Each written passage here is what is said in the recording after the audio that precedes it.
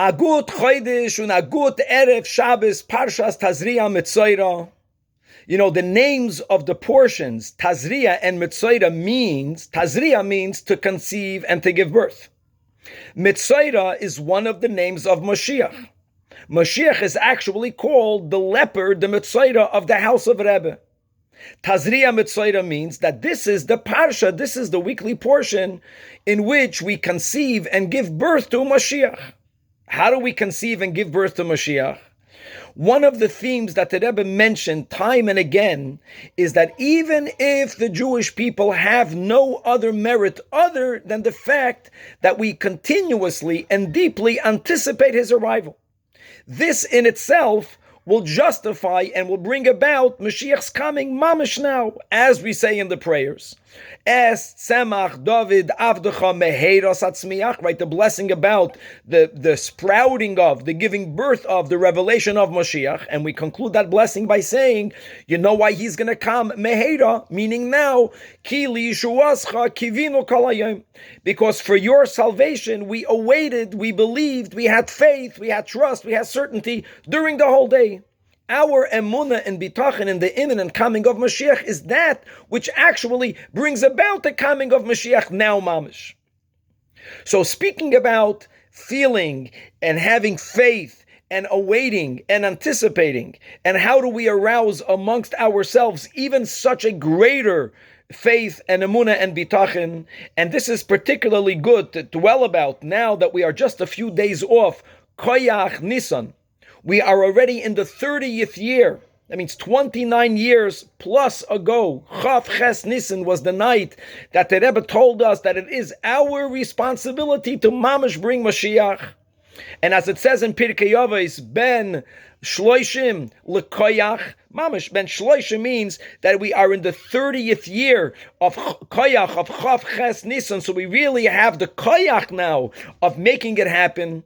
So if the way going forward is having more emunah and more bitachon, and the question is, like we spoke out last week, for how long can I believe? I'll believe, and then it's not going to happen, and I'm going to be disappointed. How do I go about it? I would like to share the following story with a practical suggestion. Many are familiar, either in person, certainly through his books, with the Rabbi Abraham J. Twersky, Rabbi Avraham Twersky, a phenomenal rabbi. He deeply affected the entire recovery world. Plus, he has many stories that he shares in public about his great father of blessed memory. His father, Rabbi Yaakov Yisrael Twersky, was a Rebbe and was also a communal pulpit rabbi in Milwaukee already from before the Second World War. And here is the story that Avraham, today's Rabbi Twersky, relates about his father's greatness. During the Second World War, one of the Bachrim, there were a few Bachrim of his father's community, of his community, that were drafted, and one such Bachrim sadly became a POW, became a prisoner of war. And it's hard to be able to relate to the anguish of the family of the POW. I mean, they know where he was, but there's no way of having contact with him. There's the constant fear of, God forbid, the worst might happen. And they were broken, and they were having a hard time functioning. And Rabbi Yaakov Twersky felt that his responsibility is to inspire the family with more emunah, with more bitachon.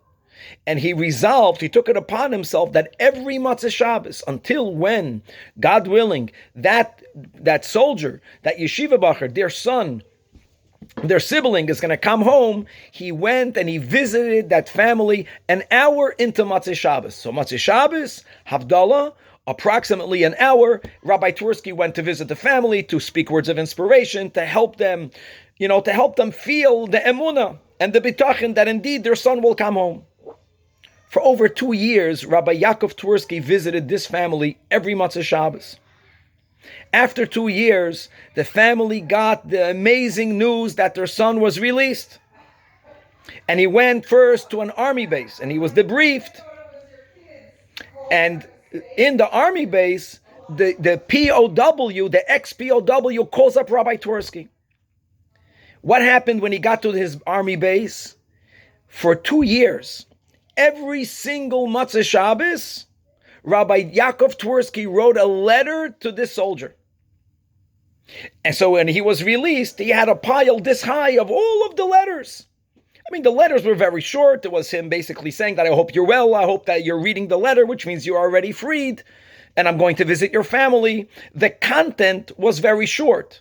But he wrote him a letter every Motzei Shabbos. So the soldier asked Rabbi Tursky, I'm very touched, but why did you need to write me a letter every single Motzei Shabbos?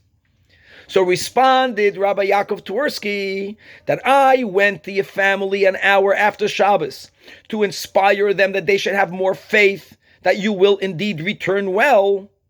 In order for me to succeed, to inspire them with more faith, I needed to believe that you're going to be released.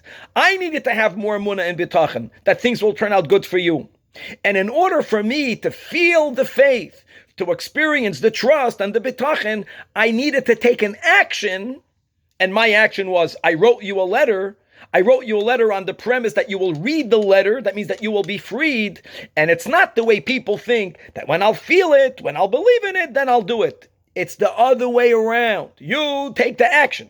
Nasa, and then Vinishma. Action inspires faith. Take an action of faith and you will feel the faith. What a beautiful story. And coming back to our topic. When we have emunah and bitachon, that Mashiach is coming today, Rosh Chodesh before Shabbos.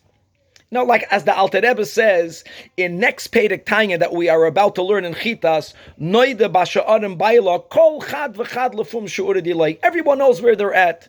I know where I'm standing, and I know for sure that there are certain activities that I need to get better in cutting out, and there are certain activities that I have to get better in doing more. And everyone has their avodah, everyone has their path. If I were to be certain that Mashiach is walking into my house today, before Shabbos, without doubt there would be something good. It doesn't have to be something extraordinarily great, but there would be something good that I'll do right now. I'll give another $1 to tzedakah. I'll cut out saying something not that positive, etc. Because after all, I am about to meet Mashiach. I got to upgrade my behavior. I got to upgrade who I am.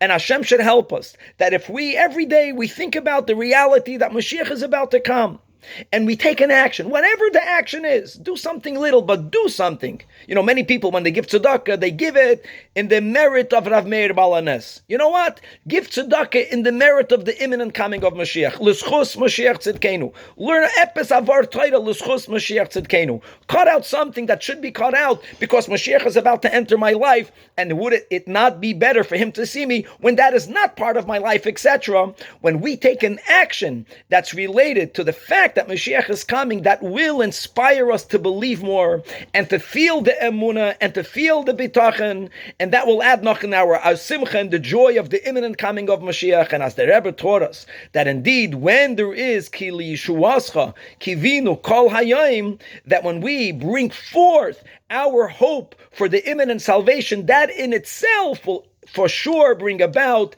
the Tazria, Metzora, the birth of Mashiach. And Hashem should help all of us that we should today, before Shabbos, already celebrate together with Mashiach Tzidkenu. Amen. A good Chodesh and a good Shabbos.